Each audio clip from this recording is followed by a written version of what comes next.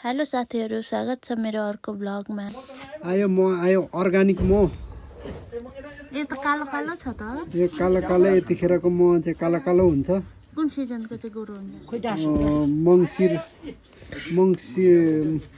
मङ्सिर पुस माघको अलिक तोरीको तेल जस्तो हुन्छ। यो चाहिँ अलिक कालो कालो हुन्छ। यो चाहिँ मौरी निकाल्ने सेफ्टी।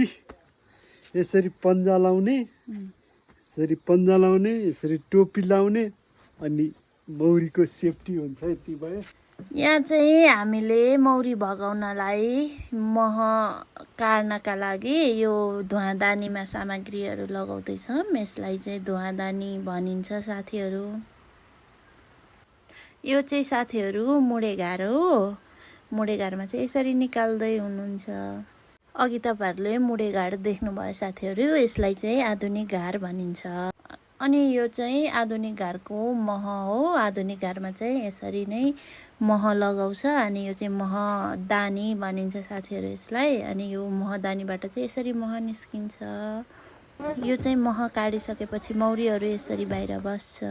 मैले चाहिँ लगभग फ्रेमहरू भरेर सक्न लागे साथीहरू। आधुनिक घारको फाइदा नै यही हो। चाका नबिगारिकन मह मात्रै सजिलै निकाल्न मिल्छ। यसलाई चाहिँ हन्नी च्याम्बर भनिन्छ साथीहरू। म चाहिँ भर्खर सिक्दैछु नि त साथीहरू। त्यही भएर मलाई चाहिँ अलिक डर लाग्दै थियो। डराउँदै मैले यो फ्रेमहरू राख्दैछु। मह झिकिसकेपछि यसलाई चाहिँ फेरि पहिलेकै अवस्थामा राख्नुपर्छ साथीहरू।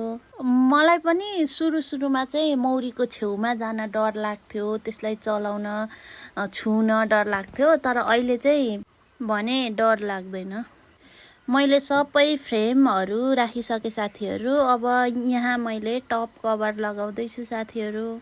यसले घारलाई घाम, पानी र बाह्य शत्रुबाट बचाउन मद्दत गर्छ। मुडे घारमा भन्दा आधुनिक घारमा चाहिँ धेरै फाइदा रहेछ। आधुनिक घारमा चाहिँ मुडे घारमा भन्दा धेरै फाइदा हुन्छ साथीहरू। किनभने यसमा चाहिँ मह निकाल्न पनि सजिलो हुन्छ र चाकाको फेरि प्रयोग गर्न पनि सकिन्छ साथीहरू। अब चाका कसरी प्रयोग हुन्छ भनेर भन्नुहुन्छ होला साथीहरू। यो मेसिनमा हाल्नुभन्दा अगाडि यसरी छिल्ने। अब हामी मेसिनमा लगाएर यसलाई मेसिनलाई घुमाउने। अनि मेसिनले चाहिँ यो फ्रेम चाहिँ जस्ताको तस्तै राख्छ। चाका पनि जस्ताको तस्तै राख्छ। मह मात्रै निकाल्छ साथीहरू। यो चाहिँ सुपरको मह हो साथीहरू। हेरौँ त यो पटक कति मह तयार भएको रहेछ साथीहरू। देख्न सक्नुहुन्छ साथीहरू। मौरीले चाकाभरि मह भरेर मैनले ढाकिसकेका छन्। पुरै घरको शुद्ध अर्ग्यानिक मह तयार भयो। हस्त साथीहरू, भिडियो के कस्तो लाग्यो कमेन्टमा आफ्नो प्रतिक्रिया दिनुहोला। बाई बाई साथीहरू।